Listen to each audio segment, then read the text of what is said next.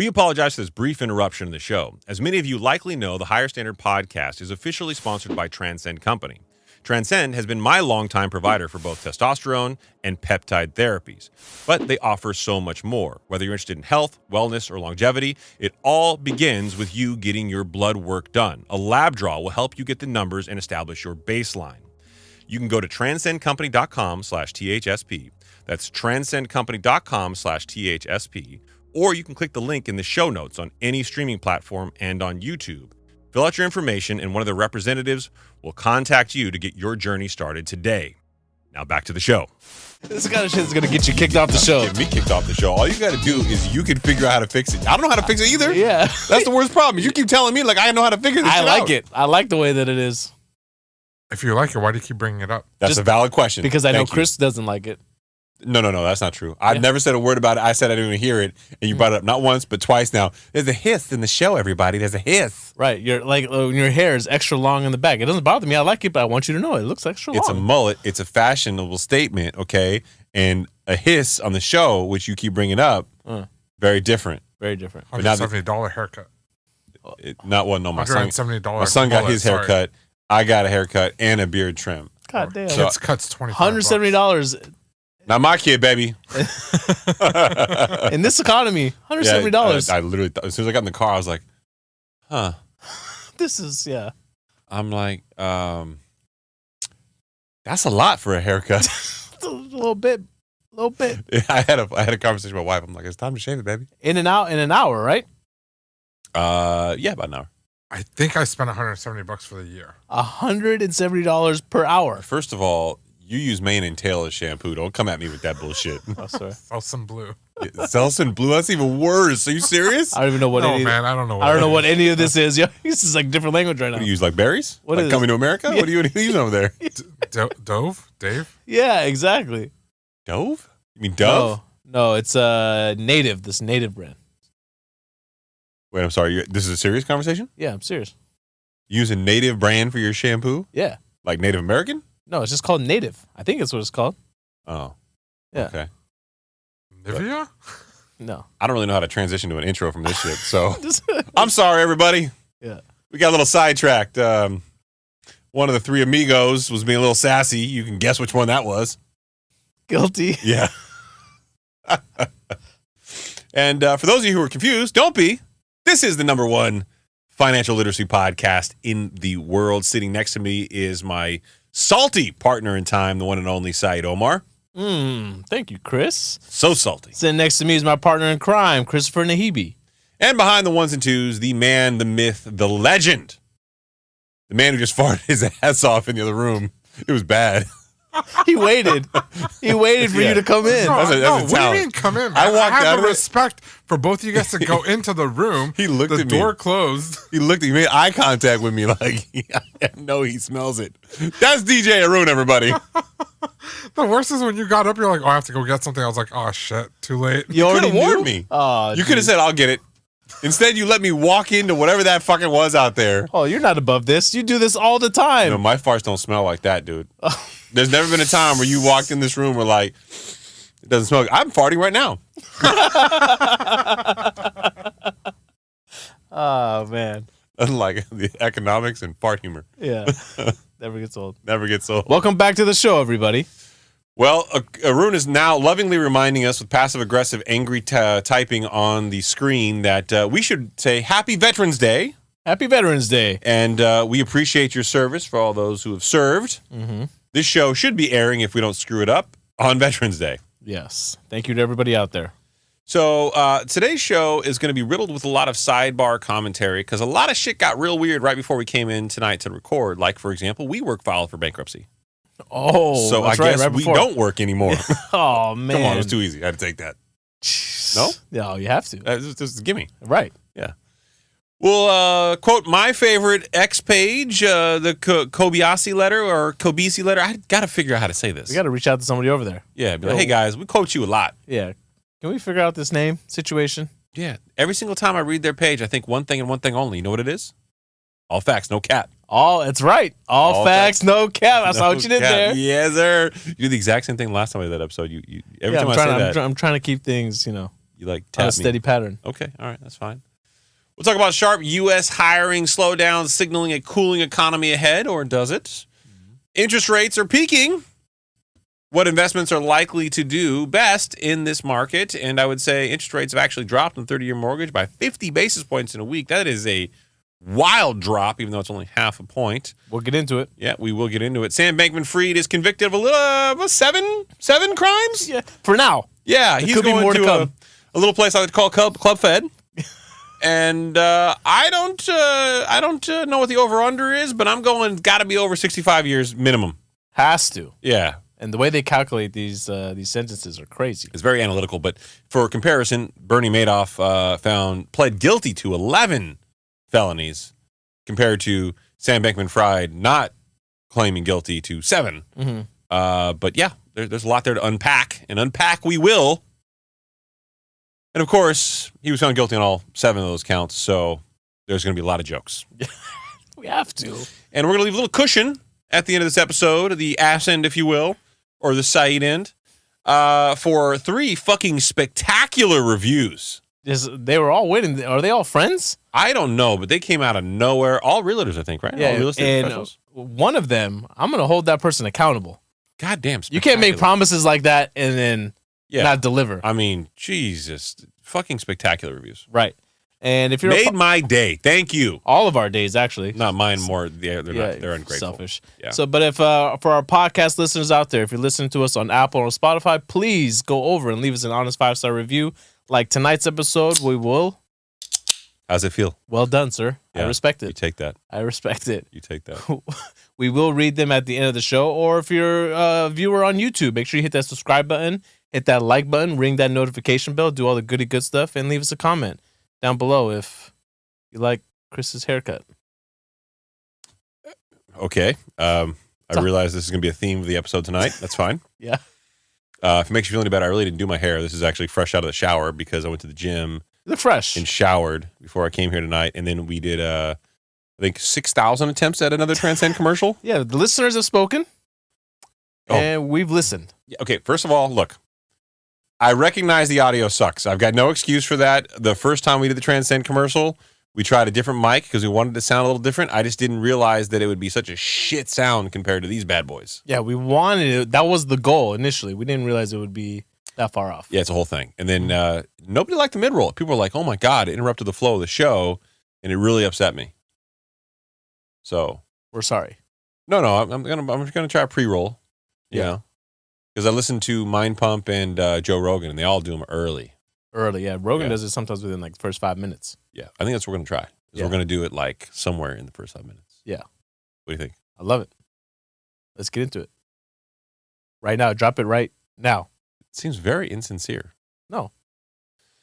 Well, okay, so your energy level is a little bit on the low side tonight. Wow. We're doing this again? This is your go-to move. Arun? Just attack me every I'm not attacking. time. Bro, he has energy. Come on, man. No, His he, Riz is not off. King. I love that. Riz Look is at our him. king. He's getting into the merch. For those of you who want to know why we keep quoting some of these things, we have a merch line, our first official merch line that we hope to drop in the not too distant future. We've been going through some of the final creative pieces of it, but they all feature quotes from the show. Most notably, Yacht It Up. Got it up for our original 5 listeners out there. You know all about that. All facts, no cap on the back of a sweatshirt, which we Have like. to. Got to. Yeah, I mean, it's for the age demographic that really listens to the show. And then your Riz is off king may or may not make the cut because Saied doesn't like the placement on the back of a hat because he feels like he's got a forehead tattoo, which, by the way, is in style. So Clearly. Lil Pump would love that. Influencers out there, Yeah, right? You need so- one. Yeah, you can't be an influencer without one these days. No. So maybe that's your problem is you're out of style. Maybe. In any event, this just in, mortgage demand is now down 50% from pre-pandemic levels and is at its lowest since 1994. Before you were born? No. Oh, just close to it. Close. Yeah. From its peak in 2021, mortgage demand is down negative 64%, about 64%. Approximately 64%. Yeah, I don't like little tilde in front of things. It always confuses me, but whatever. Approximately 64%. Current mortgage demand is approximately 75% below the 2005 peak. The most incredible part about all this, you might ask?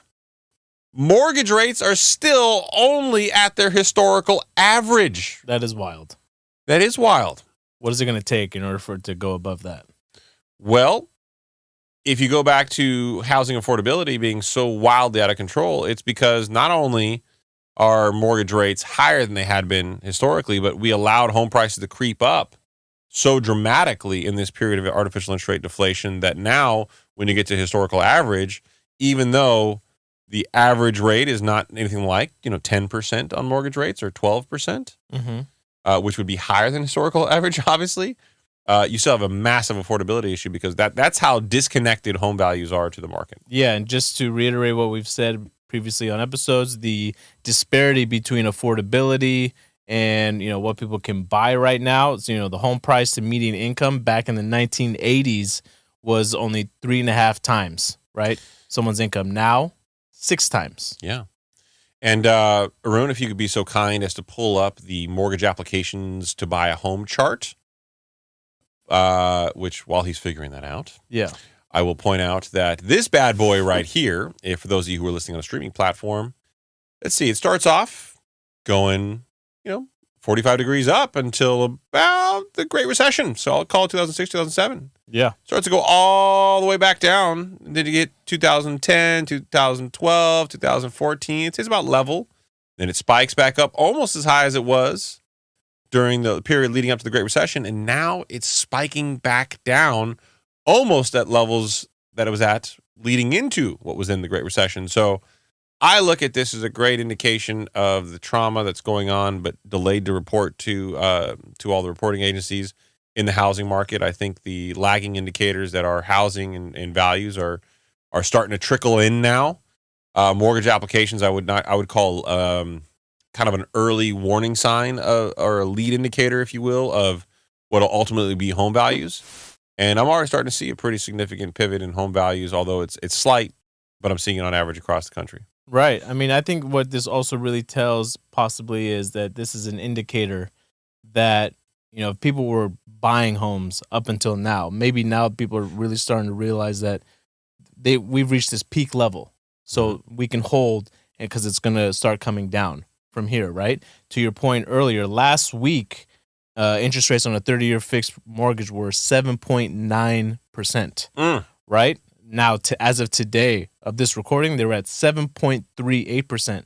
Now, obviously, still significantly higher, but historical averages. That's a pretty big swing. But yeah, exactly. 0.5 percentage point for it to come down. To put things into perspective, if you were to put 20% down on a home purchase of $400,000, that equates to a difference in payment of $119 a month. Yeah. Not enough to really help you fix the affordability issue, but still, nonetheless. That really only impacts people that are on the fringe buyers, if you will. I look at all this stuff and I think to myself, okay, well, you know what? At least the data is pivoting the right way. Correct. Even, jobs. I think that's going to be hiring. the theme of this show. That Really? the data is really starting to pivot in the right direction, because if we remember, the way you really got to look at it is good news is unfortunately bad news for the Fed, and bad news for, the consumers out there and everyone in the economy is really good news for the Fed. So 2 things I want to sidebar here. Okay. Number 1, what do you think the rate is on the Rivian that I'm getting? Ooh, I've got new car? Rockstar credit, Okay. new car. Okay. Yeah. I'm going to go 6.5%. 8.5%. Wow. Yeah. There's lower options, but from Rivian Direct, like that's the like rate. above 800 credit score. Oh yeah, it's above 800 credit score, like all the income ratios in all the right places, and just Wow. And I was like, "Are you guys sure?" Because this dropped in the mortgage market, 10-year dropped, yeah. And second, I wanted to address, I had an unexpected amount of guilt about buying the Rivian, in part because of the show. Oh yeah. Let's get into it. We briefly spoke about it. Yeah, I felt like it was a bit hypocritical to be as concerned as we are about the economy. At the day job, we had laid off a number of people throughout the year, and I thought it was a bad sign for me to be buying a new car. A bad look, as the kids would like to say. Bad look, yeah. And I was really torn about it. I almost didn't do it. Just because And I'm still on the fence, to be honest with you. Just because of the perception? Well, I mean, I put the deposit in for it 2 years ago. I'd waited 2 years. I didn't know then, obviously, where the economy would be today. And as the show went on, it wasn't a priority to think about, when in the hell is this thing ever going to be delivered? Look at the Tesla Cybertruck. I ordered that in 2019. They had recalls, right? That's right. Yeah, so I didn't really think about it. And then I got a message on Thursday of last week saying, hey, get ready for your paperwork side of it. It was an email. And I'm like, oh, okay, well, it still could come in like December or January. Mm-hmm. Then I got a text message on Saturday saying, hey, guess what? We're delivering it next week. And I'm like, oh, shit. Yeah. I'm like, that escalated quickly. And then... How much was your deposit on that? Because if you were to walk away, you'd lose out on what? Actually, it was $1,000 deposit, and then they made $100 of it non-refundable last year because then you can get the purchase contract maximum interest deduction for EV credits last year versus this year when they reduced it. Right. Which could uh, lower your taxable income, right? Yeah, actually, I got to think about that. I think I got it this year. Was it this year, or it was earlier this year? For locked into this year, and then not. So next year, I think they lower the tax credit. Yes. I don't know. I got my CPA is all over the place, but yeah, I had a tremendous amount of guilt. Like, it's not the right time. Then I started thinking about my family. Like, okay, I don't have a car payment at all right now, and I typically, whenever I buy a car, I'll finance it and then pay it off in like 2 years. Okay. Just because it helps build like a trade line. Yes. And I don't think that putting out the cash right now is a good move going into uncertainty in the markets. Mm-hmm. So I'd rather have, because $87,000 car, I'd rather finance like 60, 50,000 of it, right? Mm-hmm. Have a payment for a little while and then kind of figure out like what's going on. So that means you'd be getting rid of the Jeep. Yeah. I thought I'd get a whole hell of a lot more than they offered. I got offered $17,510. You put a lot of money into that thing. Yeah. A lot of love. Who offered you that? That was Rivian, and then I went to CarMax. They offered me $17,000. That's insane, man. Yeah, and there's like $70,000 in upgrades on that thing. Right. So, and they're basically giving you the stock price. I mean, they don't account for that. That's gonna be hard for you. That's like I know you have a couple cars that you're working on, but you've yet to start driving those. But this one here, you've done and you've put a lot of work into. That's got to be hard to let go. Out of all the cars I've ever had, I'm probably the most emotionally attached to this one. Yeah. That's your baby right there. It's hard. It's hard for me to like. Plus, it was fun to drive, right?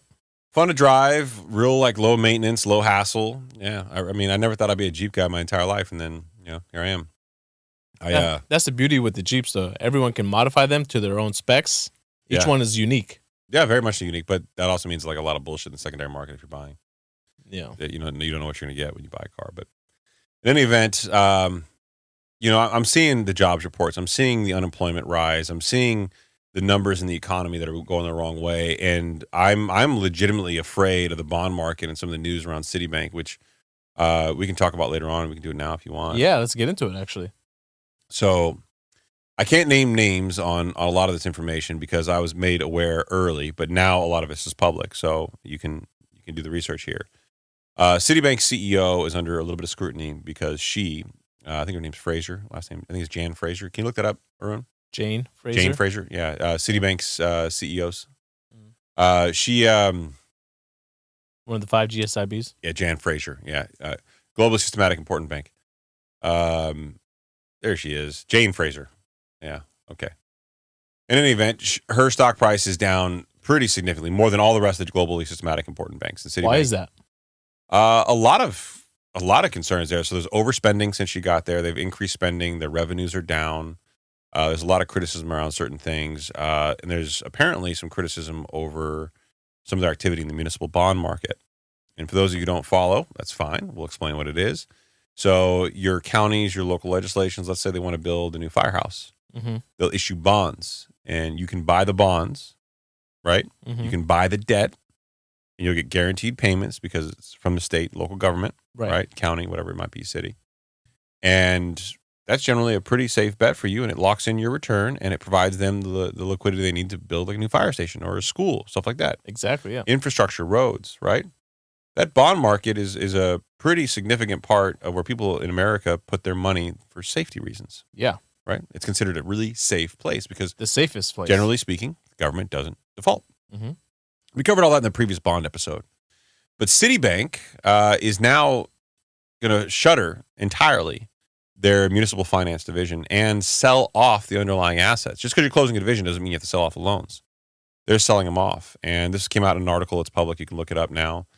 That's billions of dollars, tens of billions, if not hundreds of billions of dollars in bonds they'd be selling into the secondary market. Only one problem. Is that because they're short on capital? Well, allegedly, no. They alluded to some regulatory trouble, but according to the press release they put out, it had to do with there was some litigation against them in Texas for discriminating against the firearm sector. Oh, interesting. Okay. So it sounds weird. It sounds completely unrelated. Like, why would you dump a portfolio related to that? An entire portfolio, right. But apparently now they're starting to sell off their bond portfolio. Right. To me, it hints at that the regulators are pushing them to do something here. Right. I mean, something that we got to remember here, right? Of the banks that went down, earlier this year, right? What they ended up doing is they had to sell off some of this portfolio, not municipal, but just bonds in general, right? To create some capital because they're at a shortfall, right? Because there was a run on deposits, everybody wanted to pull their money out at the same time, and they didn't have all the liquidity to pay all the money that was going out, so they had to sell these assets. When they sold these assets, they sold them under market or under what they paid for them because the market value had dropped. Right. Exactly. And this is a problem affecting everybody, including Citibank and their municipal bond portfolio. Exactly. Right. And something to remember is when the Fed raises interest rates, so what we've been talking about, all along, what happens there is that when rates go up, bond prices come down. Okay. And really, this is part of the reason that these banks had these assets that were underwater, right? They had these unrealized losses. And then when they went to go realize them, it made the run on deposits even worse, right? So now, keep in mind, since then, rates had continued been going up. This isn't a problem that's really kind of gone away. A lot of banks are still sitting on these unrealized losses. All banks are, not a lot. Yeah. They all are. Unequivocally, all banks and all lenders who are doing business the last 14 years have unrealized losses. Now, it's okay. Yes. As long as those loans continue to pay and nobody wants a ton of liquidity more than they have on hand out of the institutions. Right. But here's where this can become a bit of a problem. Outside of that, let's say the rumors about Citibank are true. Jane Fraser announced today they were having massive layoffs and a bigger restructure. So it coincides with this all being true. And she's already put out a statement saying they're going to close that group. So that's also fact. Okay. So if this is true and they sell Project Bora Bora, it was the overhaul of everything. That was the name that Haroon just pulled up the article from CNBC. Citigroup considers deep job cuts for CEO Jane Fraser's overhaul called Project Bora Bora. I mean, I guess it sounds tropical. Yeah. But it's a pretty bad name. It's a pretty bad name considering what you're actually doing. I mean, they should have Project Neutron. Project Neutron. Something. Yeah, to your point, executives will see cuts beyond 10% because Fraser's push to eliminate regional managers, co-heads, and others with overlapping responsibilities. So overlapping responsibilities, way overstaffed, their expenses just climbed. It was pretty interesting to see what's going on there. But let's focus on the bonds. If they sell tens of millions of dollars, not even 100 million or a billion, let's just say they sell tens of millions of dollars of bonds in the secondary market at an economic loss. Now you're going to see this debt downgraded because guess what? It's being sold for less money than it was originally acquired for. Yes. And the value's lower, and you're now establishing a lower value for these bonds. Right. This will impact funds that invest in them. It'll impact the municipalities that issue the bonds. It has a whole cascading effect. Right. I believe if this gets out of control, it could have cracks in the bond market, which will impact this economy, and it would be tantamount to early 2007. Yes. And the Great Recession. Right. It could be the catalyst. We've been looking for a catalyst of what could bring about this really impactful recessionary economy. That is certainly a possibility in the bond market. Yeah, and keep in mind, it's not just them that's unloading all these bonds, right? The Fed themselves, they're shrinking their balance sheet. Yep. Right? So part of this quantitative tightening process, them shrinking their balance sheet and selling off their bonds, there's more supply of these bonds now out there, which only drives the price of them lower and lower and lower, right? So that causes a real problem. And actually, the San Francisco Fed president came out and said that with the ongoing rise in bond yields, this serves as the equivalent of about another 25 basis point rate increase, meaning that because of what's going on in the bond market right now and what Chris is talking about is you may not need another rate increase from the Fed because this is now starting to do the work for you. Or for the Fed, I should say. Yeah. Yeah. And that was been my concern about the 10-year rising as fast as it did all along going into this particular Fed meeting, even though the Chicago Mercantile Exchange and the World Interest Rate Probability all suggested there wasn't a really high probability of any interest rate increase at all, and that's effectively what we got. That was my concern the whole time leading up into it, is I know that the 10-year Treasury rising puts a tremendous amount of pressure on the financial system, particularly when you have the inverted yield curve still. I was hoping that it would get to a flat portion where the 10-year Treasuries and the 2- and 3-year Treasuries or the 3-month Treasuries all kind of aligned at the same rate. Right. Which is still not good, but it's certainly better than an inversion where the 10-year is lower in rate than the most recent debt. Right. But we didn't get there. It started to fall back down. And that's also what precipitated the whole mortgage rates falling as fast as they did. Yeah. Now, I know, this is all starting to show signs of cracks, but remember, this is kind of what the Fed's been trying to get to, right? To get to this point of, people being uncomfortable. I didn't get a chance to get I was listening to CNBC today, and it was somebody who works for the Fed. I think it may have even been a Fed president that came out and said that they wanted to see distress in the housing market. And they finally admitted to all the things we've been talking about on the show. And it's real basic. Unemployment goes up. Yep. Wages go down. Home values go down. Right. Which ironically are 2 of the 3 components to more increased affordability. Yes. If wages went up, you would have a significantly more affordable housing market. Right. Unfortunately, that ticked down month over month. Unfortunately, what you wind up getting here is you wind up getting wages that go down, unemployment going up. Bostic, yeah. So I'm telling you, this guy, I love this guy. I like Bostic a lot, yeah. Yeah. I still haven't figured out how to say his name right. Bostic. Bostic, right. I feel like it's Bostic. Yeah. But, to your point, Odin, can you head over to that third article right there, that one, or to the left? So from the Wall Street Journal, sharp U.S. hiring slowdown signals cooling economy ahead. The jobs report shows employers added fewest jobs since June while the unemployment rate rose. So this actually came out on Friday last week when the episode dropped, so we didn't have a chance to talk about it just yet. It rose 0.1%. What? The unemployment rate. Yeah, it did. From 3.8 to 3.9%. Right. But the Fed predicted that it's going to get to 4.1% by the end of the year. Now, all this really means is, look, at least it's headed in the right direction to where the Fed is now starting to see, okay, what's going on in the bond market? Yeah. They're going to need to see signs in all these different sections of the economy, right? They got what's going on in the bond market, which is a massive problem, right? You're starting to see unemployment head down in the right, or head up in the right direction, right? Wages also came down. They're trying to tackle wage inflation because if wages continue to go up, that means inflation goes up. They need wages to come down so people actually start to spend less. It showed that employers are actually scaling back on hiring and few job listings are being added onto the market. Do you know the sections of the market that added jobs?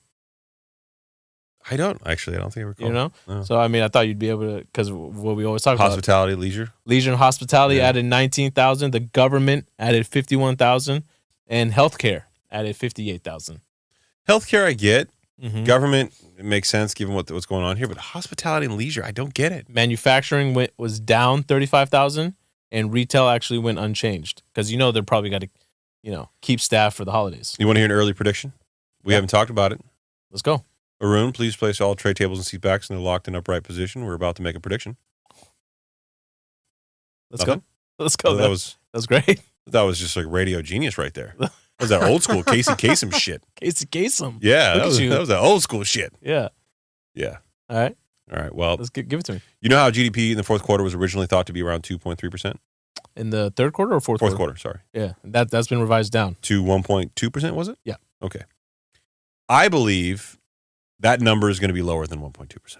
Okay. And why Chris is talking about this and why it's such a big deal is because last quarter it came in at 4.9%. Now, if you're unfamiliar with these percentages, it may not sound like a whole lot, but a swing like this is absolutely massive.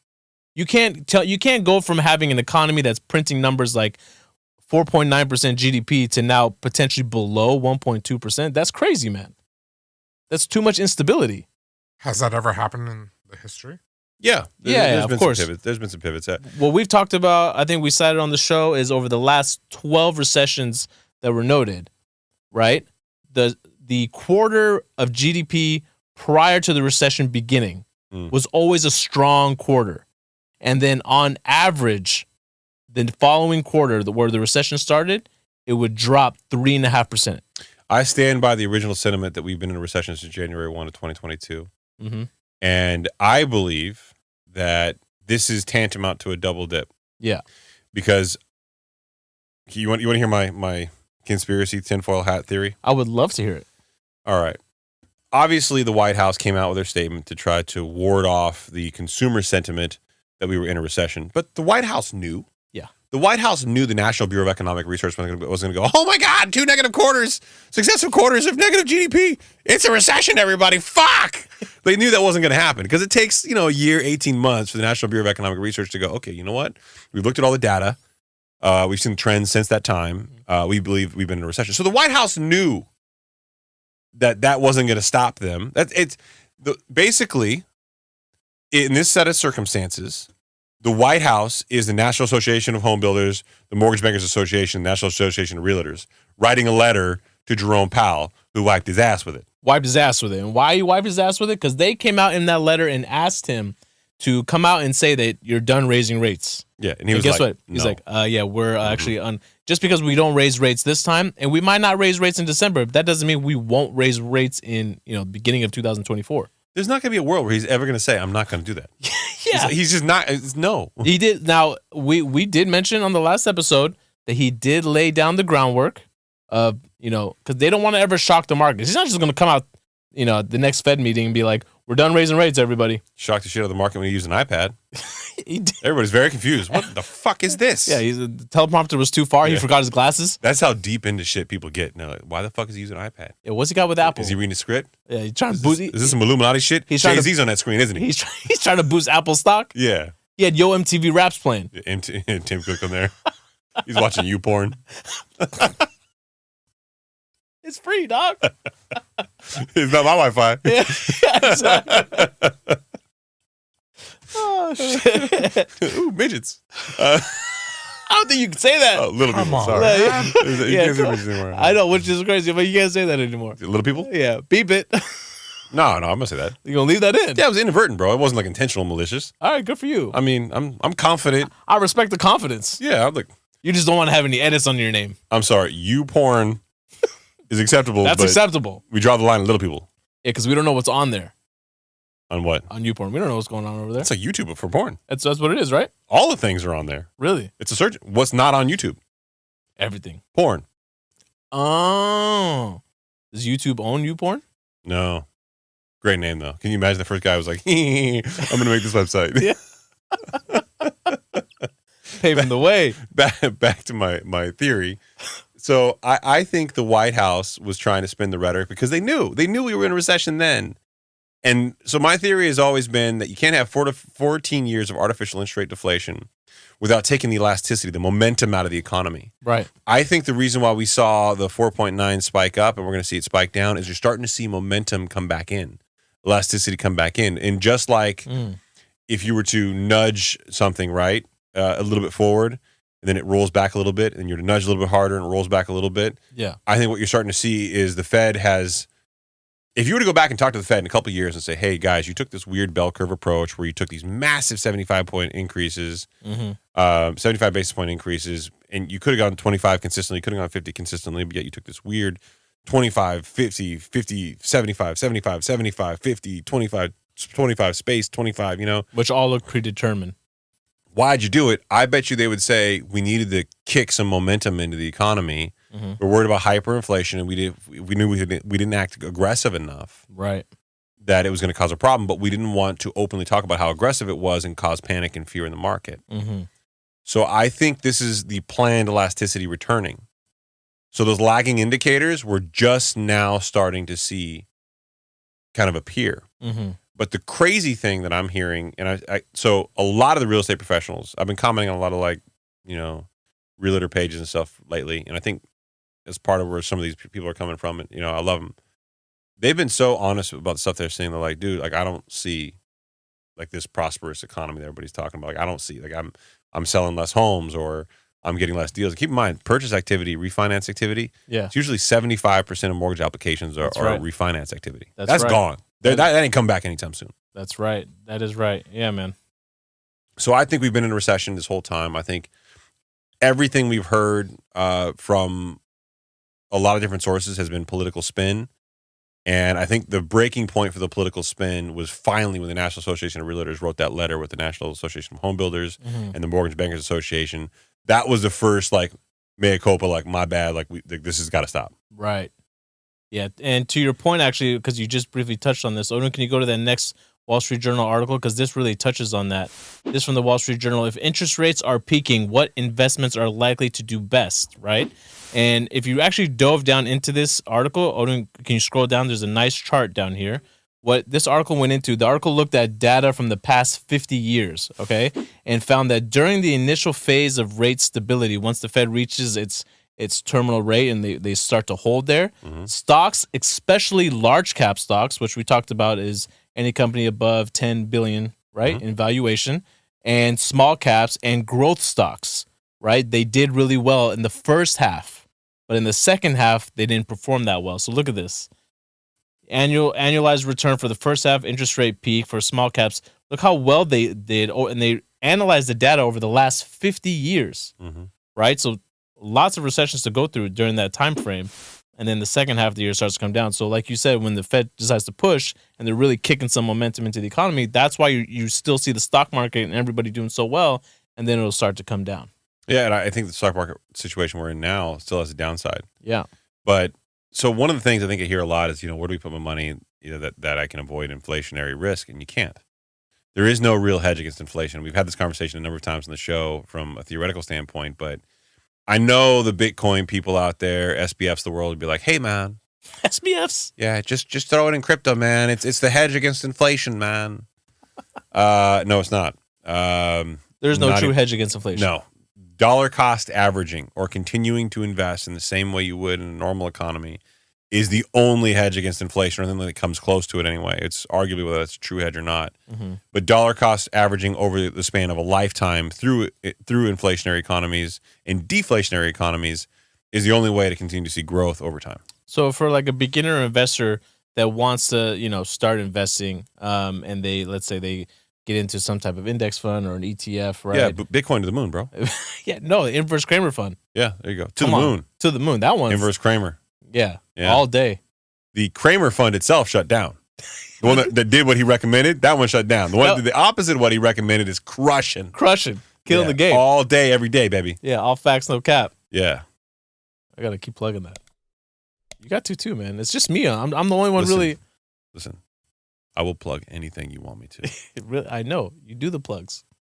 Not hair plugs, bro. Don't do that. Come on. Why? Why? It was right there. Hey, I'm not gonna name names, okay? But somebody we both know, okay, hit me up today and was like, "Yo, man, hey, you know a good hair doctor?" Oh, really? Okay. And I was the name. Come on. Yeah, hey, man, whoever it is, they don't listen. Nah, man, I can't. I got out of respect.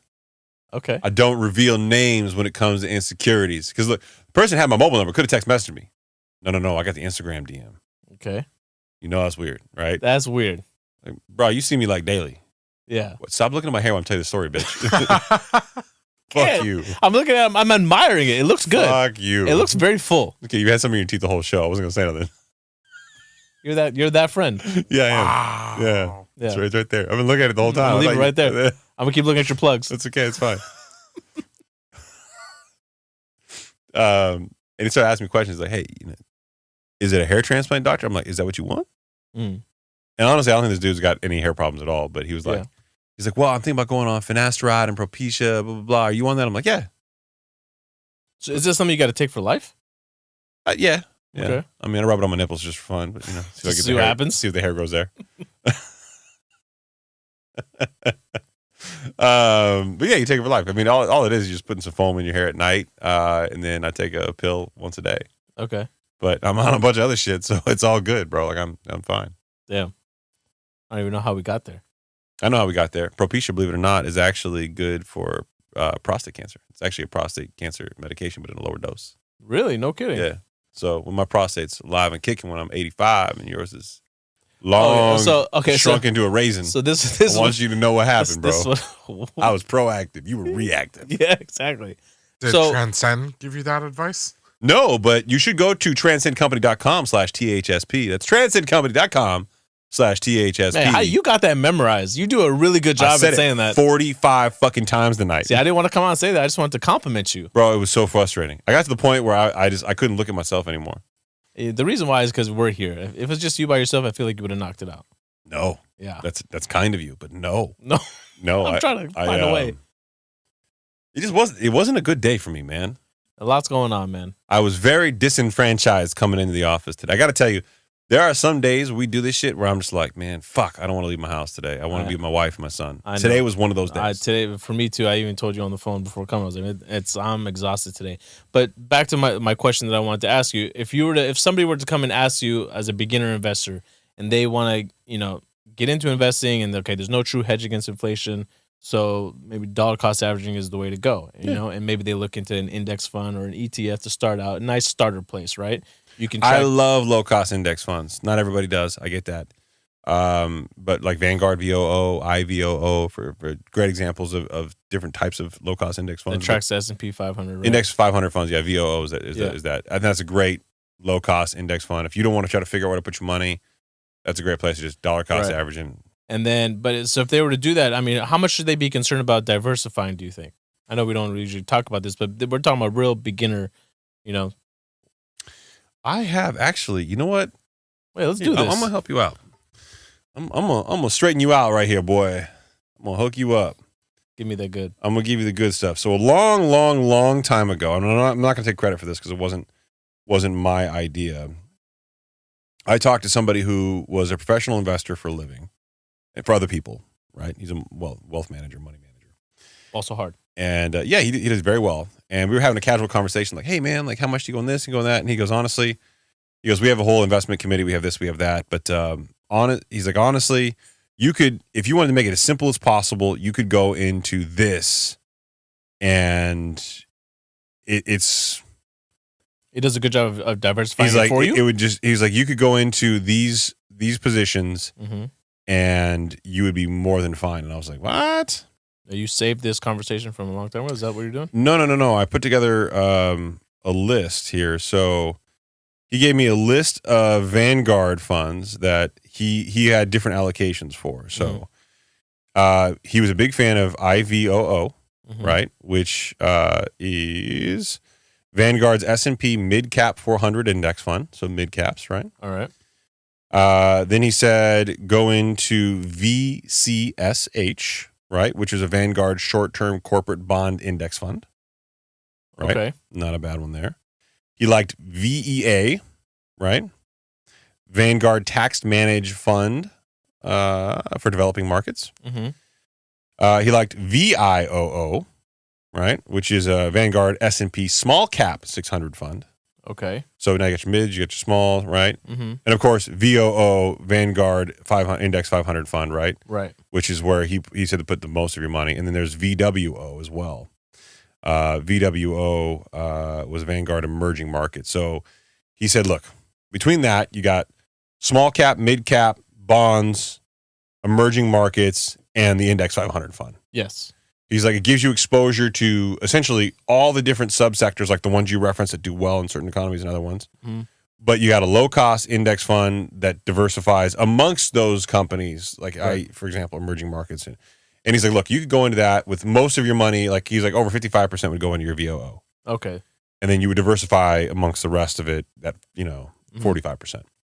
And he's like, that's going to perform over the course of 10, 20 years. That's going to perform pretty damn well. He's like, not as good as a money manager, wealth advisory service, but for most people who don't want to put any thought into it, don't want to do any research, and they just want to do something simple, right? That's the way I'd go. And he's like, if you're investing in a 401k and you have access to Vanguard stuff, that's a great way for allocation to split your money. Right. It's a nice way to just throw your money at something like you would your 401k and not look at it every month. Yeah. Right. And for reference, two things. Number one, this is not me recommending you buy anything. There's conflicts with me doing that because we have an SEC regulated wealth advisory arm. But I will admit that is actually a significant portion of my holdings as well. Right. Because I did that for years before I started investing in individual companies and really getting more acclimated to the market. It was a great starting point for me to start understanding the market, put money in, and I've never sold any of those, by the way. Yeah. Okay. That's I've great. held them the entire time. Yeah, and I remember for me personally, back years ago when I was first getting started, I was just wrestling with this idea of like, okay, which one of these should I really get started? I mean, I keep hearing It's about confusing, dude. I keep hearing about VOO, and it's like the quote that I always go back to that applies to almost everything in life. Don't let perfect get in the way of good. Just get started, right? Get started in something that you feel comfortable with, you feel confident in. Do your research, and as soon as you get started, like we did with this podcast, I was actually talking to a buddy of mine over this weekend who's starting out a company right now, and they've invested a lot in research and development, right? And what he went on to say is like, if I knew how much went into this, and like us, if we knew how much went into this as a podcast, where we are today now, would we have gotten started back then? Probably not. There's so much. No, it's the level of optimism that we believe in. You can figure it out as you go, right? You know that there's going to be problems ahead. You know that there's going to be obstacles ahead. That's part of any business, though. Yeah, but a lot of people don't know that. A lot of people don't look at it that way. Okay, so we're using podcasts as a consistent reference. I think the numbers are staggering. I mean, you have to look these up, but I want to say like 90-something% of people don't get past one episode. Yeah, why is that?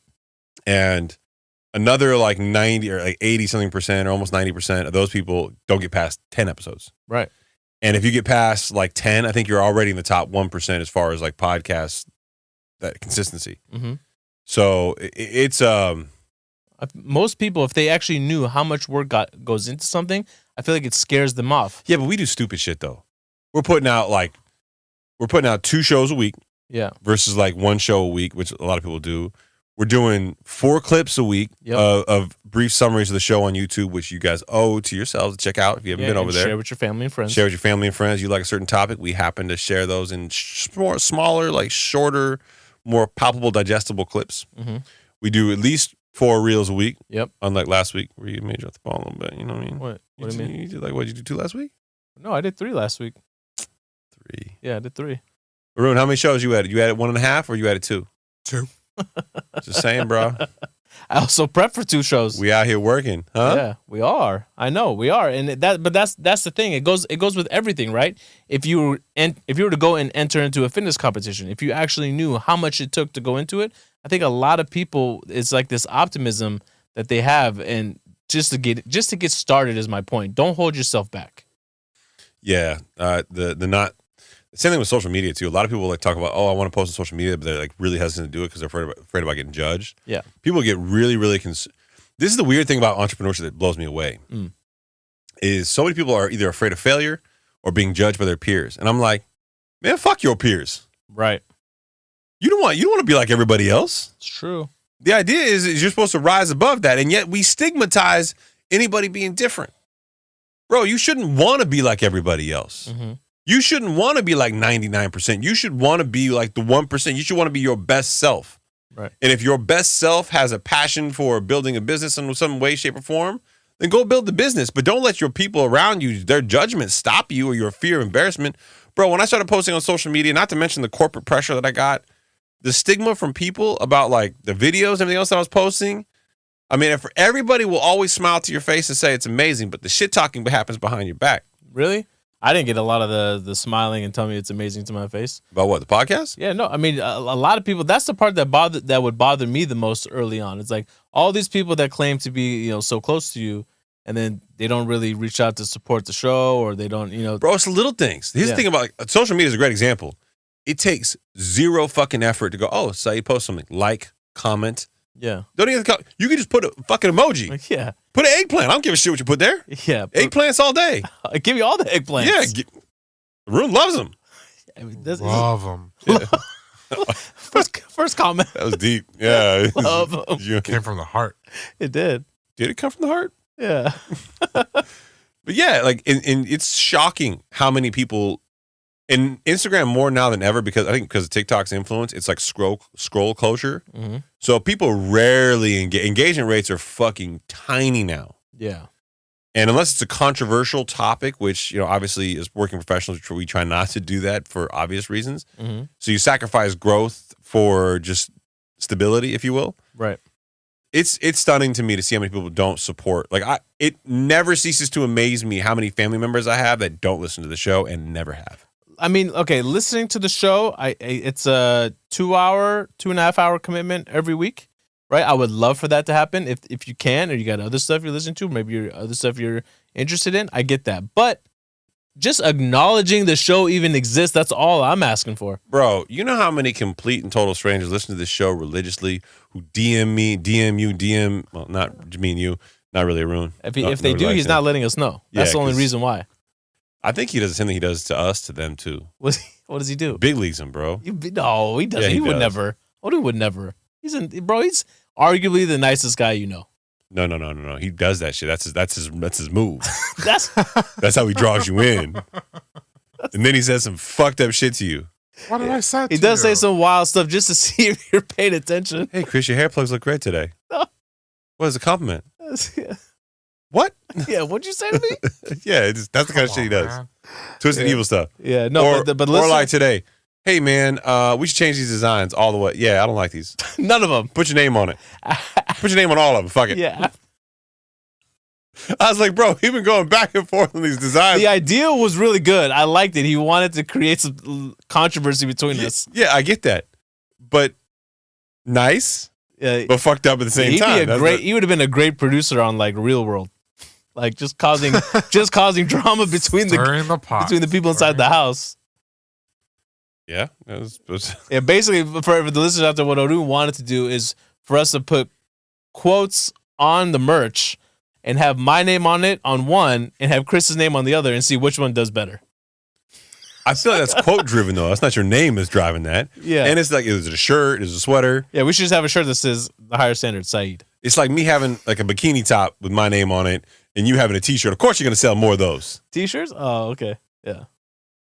The t-shirts are the merch that we have coming. It looks good, man. Except for the hat, which you don't like. Just the quote, man, on the back and the color. Hopefully we can change the color. Oh, Odin wants us to get into this. You know, and the listeners are in my DM literally asking me to talk about this. What, Sam Bankman-Fried? A little guy by the name of Sam Bankman-Fried who has been convicted of fraud in the FTX collapse. This from the Wall Street Journal. Bro, did you catch the prosecutor's conference that right after the announcement? What about it? This dude comes out, very articulate, well-dressed African-American man, but he looks pissed. Rightfully so. Just stepping up to the mic, I'm like, fuck, you gonna say some fucked up shit? Yeah. And he came out saying, like, we're coming after everybody in the crypto. So we take this seriously. You're not gonna commit crimes on my. I mean, he came out hard. Really? I watched that shit and I was like, God damn, FTX, Sam Bankman-Fried is fucked. Yes, I think he came out and he said he gave a recap of what happened on the stand when SBF took the stand. He said I don't recall about 140 times. They were keeping track. Here's the thing that blows me away. People are like, oh, he'll get off. He donated all this money to politicians. Like, first of all, no. Second of all, Bernie Madoff pleaded guilty to 11 crimes. Right. Dude got over 100 years. Right? Yeah, I know. And people are like, oh, Sam Bankman-Fried will get off at 20. No, this motherfucker is going to jail permanently. They're gonna make an example out of this dude. Okay. So a list of a few things. If you've been living under a rock, just a list of a few things that he's been convicted of. He's been accused to repay his debts of the sister hedge fund company Alameda Research. Right. They were bankrolling risky investments. They bought luxury real estate all around the world. Oops, with your money. Yeah, with your money, the investors' money. And he covered hundreds of millions of dollars in political donations. Pled not guilty. I didn't do it. It was me. No, I didn't know that was a law. Right. Yeah. Oh, I can't take people's money and buy luxury real estate? And then, are you sure? And here's the fucked up part. So his ex-girlfriend, Caroline, got on the witness stand. Harry Potter? Female Harry Potter? Right. She came out and said that one of the many things that she said is that he instructed her to basically create these fake balance sheets. Listen, I'm gonna be honest with you, man. I'm not racist. I'm not biased. I'm not a bigot. Okay. Yeah. But I'm gonna say some fucked up shit. Okay, we're not gonna bleep this out. Why the fuck would you trust two motherfuckers that look like this with that much money? There is nothing about the way these people look that makes me feel like they are capable of managing my money. She looks like a Harry Potter character that had sex with Gollum, right? And he looks like Jonah Hill if he did a lot of drugs and got fat. Again. That's right. He's skinny now. Yeah, he's skinny now, but he once was. We can talk about them like this because they're criminals. And if Jonah Hill doesn't play SBF in a movie, the world's fucked up. It's a fucked up place. Who are you going to get better than Jonah Hill to play him? Right. You know they're talking about making movies. If someone isn't signing Jonah Hill to this right now. No, you know what they're going to get? They're going to get some up-and-coming actor, no name. You know what I would love to see? Jonah Hill and the girl who played Hermione Granger in Harry Potter. Oh, that'd be good. No, you know who would actually do a really good job? I don't know his name. The guy that who played Zuckerberg in that Facebook movie. What? Yeah, he would be good, man. He'd have to gain so much weight. What? He could do that. He got that. He's good, man. That guy's a good actor. No, he's good, but... Do you know his name? Odin, do you know the guy's name? It escapes me at the moment. He looks just like that Christopher Mintz. Remember. Fuck, I can't remember his name. Yeah, because... whatever. Yeah, this guy. So the guy from the Social Network, that's right. Yeah, I like him a lot. Yeah. But... Haroon doesn't know how to use IMDb. It's fine. We're on IMDb. Jesse Eisenberg. Yeah. He's weird too, right? Like he could kind of like get into this role. I could tell. Did you ever see him in? I think that's the only movie of his that I saw. The end. This is the end. This is the end. He was in that movie? Yeah. No, I don't remember that. Was it him or was the other one? That was him, wasn't it? I don't think he was in that movie. No, I think you're thinking about somebody else. Ah, damn. Is it the other actor looks just like him? Yeah, the other guy. Yeah, I know what you mean. The one that Rihanna slapped. Yes. yeah. That's a different guy. Yeah. That was a real slap too. You want to tell your wife why you remember that scene? Why? No, I don't. I just literally saw it the other day. What are you talking about? No, you didn't. He grabbed her. He grabbed her ass, right? Yeah. Shit. You don't touch my boom boom or whatever it was you call it. Yeah, exactly. Yeah, you can never make that movie anymore. So this guy's gonna get a wild sentencing. How does the sentencing work exactly? So there is, people don't realize this, which is shocking to me, that federal prison is not a fucking joke. Now, there are different levels, right? I think they realize federal prison No, is not a joke. people on Come social on, media, dude. I've been seeing the comments, man. People are like, fuck, man, he's going to get off, man. He's fine, man. No. It's federal prison, man. They call it federal fuck me in the ass prison because it's a problem. I'm going to be really upset if Caroline doesn't get some prison time, too. Oh, for sure she is. You can't just come out and just like throw this guy under the bus and think you're going to walk away. But you know what, though? She's exhibited culpability. She's pleaded. Like, she's acknowledged that this shit's fucked up. He's like, I didn't do nothing wrong. Oh man, and these courtroom sketches are getting out of hand. Yeah, first of all, God bless. Why do we have courtroom sketches anymore? What is this? Y'all can't take a picture? Yeah, get a new job. What's so bad about taking a photo? Just take a photo. What's the big deal? You don't have to record it, like the audio. Just take a photo every once in a while. Why is it gotta look at some fucked up picture? Yeah, we're not telling. It's not like we're asking you to go Instagram Live. I mean, this isn't even cartoon worthy. Get somebody who's serious about this shit in there. I swear, some of these people that are, it's like they're straight from Magic Mountain. Yeah, that are coming over here. You're the guy making characters at Disneyland, aren't you? I can tell. Yeah, exactly. And what did she do to you and make her face look so fucked up? Yeah, but some of them aren't as fucked up. Some of them are really good. Yeah, I know. They made Sam Bankman-Fried look like Rob Lowe.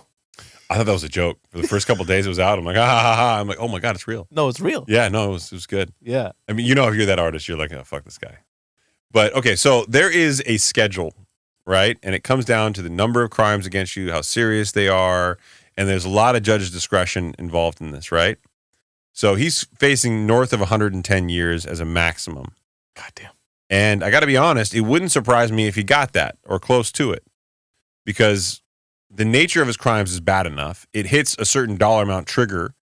I think the minimum you're talking here just to get the party started is north of 25, 30 years is like the lowest you could ever be sentenced. But given his lack of culpability, he hasn't come out and accepted responsibility. Right. Given the fact that so many people in the organization have testified to his cavalier nature, the fact that he roped celebrities into this and the magnitude of the scams and the magnitude of the losses, Madoff's was a bigger Ponzi scheme than this was. But, I mean, I would argue that the leveraging technology, all these things are multipliers in the Fed system. Yes, exactly. So as a result of that, I mean, you're going to get a pretty harsh sentence for this dude. They're going to make an example out of him. And it's going to be a warning shot across the bow to everybody. Kick the table. Everybody in the crypto space, if you fuck around, you're going to find out. Right. Yeah.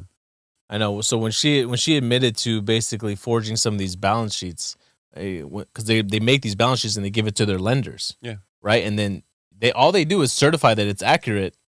No, their accountant Right. was one dude in like an apartment. It was such a random ass like auditing like account. It was so weird. And then what blows me away is that people were giving them money based on this one random ass like accounting firm's. Right. Alameda Research's right balance sheet. It's wild. But yeah, I mean, if you know the system, you know how the money works. You can manipulate the loopholes. Now, I will tell you, when you do that, you face federal fucking charges. Yeah, exactly. You know, you got a problem. But I will tell you know who does this a lot and gets away with it all the time? All these assholes in the Forbes billionaire list. Oh, yeah. There are so many people trying to manipulate their balance sheet and their net worth and their income statement to try to be on that goddamn list. It's unbelievable. Now, it's not criminal. It's just stupid. Yeah. Yeah. That's why you can't trust that Forbes list. Forbes is not what it once was, man. The name sounds all sexy and cachet, but Yeah. everything's for sale there. Yeah. Bro, I can put you on the billionaire list. You want to give me $100,000? Let's do it.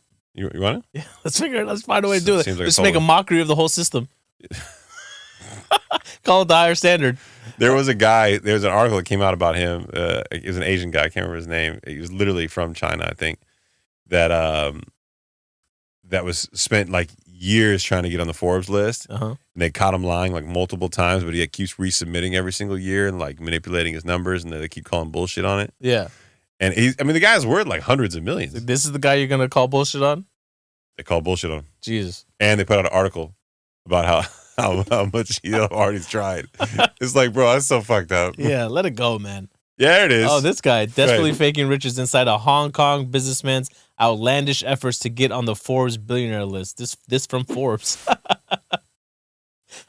Forbes posted their own articles about this. Bro, guy? if this story on Forbes, and Haroon, put this in the show notes because the story is fucking crazy. I'm gonna have to read this The one. links this dude went to. So this car, he said was his, and he valued as an asset. Bro, this is stock footage. He just took the stock footage on the left of the car in front of a high-end like luxury store Yeah. and put him in the photo. He just photoshopped himself in. How long ago is this? It wasn't that long, man. I literally read it earlier this year. Before AI, this job could be done a lot easier for him now than nowadays. Oh, AI is amazing, The man. deep fakes are so much easier now. For those of you on the YouTube channel, you ever see like our clips where we have like the shorter, obviously, than the podcast videos, and the thumbnails that are there? It's usually Said's face or my face next to a picture and a caption, Yeah. right? Those pictures are almost always generated in part by AI. That's so cool. That's been an interesting You've gotten learning really, curve. really good at that. Yeah, All right, asking for a prompt. I'm prompting, baby. Should we get into these reviews? Yeah, Let's do it. these are 3 spectacular reviews. I wouldn't want to miss them.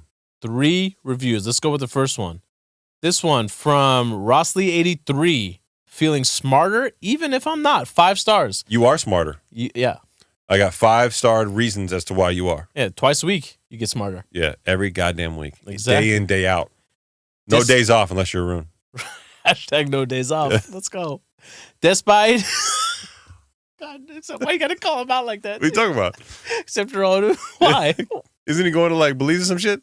Oh, he is going to Belize. That's right. We're gonna miss him. Hey, if you wear rainbows to the studio here on a cold night, what do you wear to the beach in Belize? Rainbows? Nothing. Those are So you have no like nerve endings in your feet? Like they don't sense temperature change? Nope. You ever get bug bites on your feet? Nope. Leave this guy alone, man.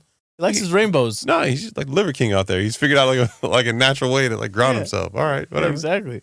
All right. So, despite being called goofy in the last episode because I grew 11 inches over one summer in high school, Me too, bro. I mean, not me, clearly. Well- win some, you lose some, I guess. Does your booty girth count? Yeah, that does count. The girl, he's laughing. He's laughing. I'm putting that laugh in the show, even though he was on mute. And never recovering athletically, I have to shout out my appreciation to the team. I've been watching from the bushes for about a year now, but I'm finally ready to proclaim my affections to the Triforce of financial literacy. Proclaim your affections while watching from the bushes, huh?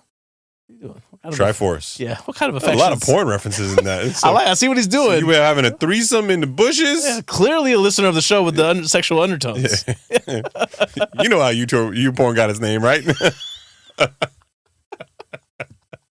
The way the complex concepts of the economy, markets, and real estate trends are broken down into easily understandable terms has changed the way I look, react, and proactively position myself to ensure my future security. Wow. I know. The added bonus is I can discuss these topics with people who don't listen despite my recommendation, and I sound like GD Nostradamus.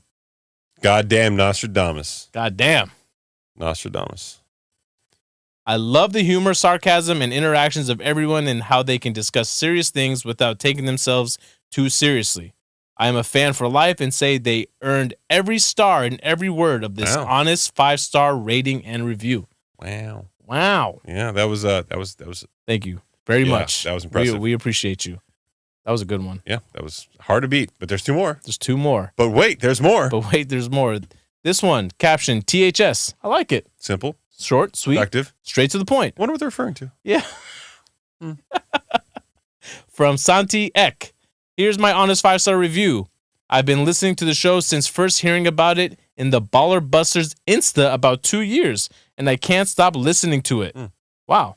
I love the content, the friendly banter between the host and MC, and their take on current events. Great job, guys, and wishing much more success. Thank I you. love that. We wish for it too. Yeah. Every day, especially when it is approximately 11:37 at night, and we don't have our families nearby. Yeah, exactly. Your family's nearby. Yeah, Our families are nearby. you could be driving a while over there. You know what I mean? Exactly. And the last one, last but not least, this one, I'm going to hold this person accountable. I'm going to find this person. Reach out to me on Instagram. I'm going to make sure. I want to know who Raul is. Raul from Texas. I don't leave reviews. 5 stars. You do now, Raul. Yeah. We love you, though. We do love you. I never leave reviews, but the show is fantastic. I'm a rookie real estate investor with 4 rentals in Texas. Man. And also believe real estate needs a correction. The podcast has 233 reviews right now, and my value add will be getting at least 50 more reviews for y'all from Texas, Raul. First of all, I love Texas. Shout out to everybody out there. I love Texas. Got property in Texas. I'm a big fan of the Dallas area. I've spent a lot of time there. And I got to tell you, the state is a magical, beautiful place to be, particularly because, taxes are much better there than they are here. Let's go visit Texas. I very much considered moving there. We should actually go and do like a listener meetup out there. It'll be you, me, Haroon, and probably Raul. Odun should start up his, he wanted to start a show back in the day. A show? Yeah. Like what kind of show? What was it, Odun? You want to go around breweries all across the nation. I want to go around to breweries and interview either business owners or just people in general, just hardworking guys or women. How to say that? Oh, inclusive. Nice. Now you've just offended the whole entire what about they, them? Yeah, I mean, what was your pronouns? Yeah. Son of a bitch. Yeah. That's also offensive. It's very offensive. Are you going to say this not offensive tonight? Yeah. How offensive can you be? I mean, seriously. Are you guys tempting me? Don't use the word midget, okay? Whatever you do. Yeah, come on, Don't stop. say that. We're gonna have to beep out both these. No, man. I'm saying you can't say that word. Yeah, you can't even think it. That seems harsh. We're gonna get canceled. Man. We're gonna get canceled, man. I'm looking out for you. I get Everyone thinks things, they just keep it to themselves now. I know. I got to be honest. This is going to be messed up. So hold on. If you're gonna cancel this, now's a good time to leave the show. We're ending the show with the Just to be clear, like if there was a community that was going to be offended, that's got to be like the smallest one in terms of numbers, right? In terms of numbers, don't be that guy. Christopher. God damn, man. Oh, That's wildly inappropriate. He's crying. Wildly inappropriate. Oh, dude, you got anything left for the show, man? Oh, dude, you got anything for the show? God damn it. You can't go anymore. I'm going to say it both. Good night, everybody. Bye.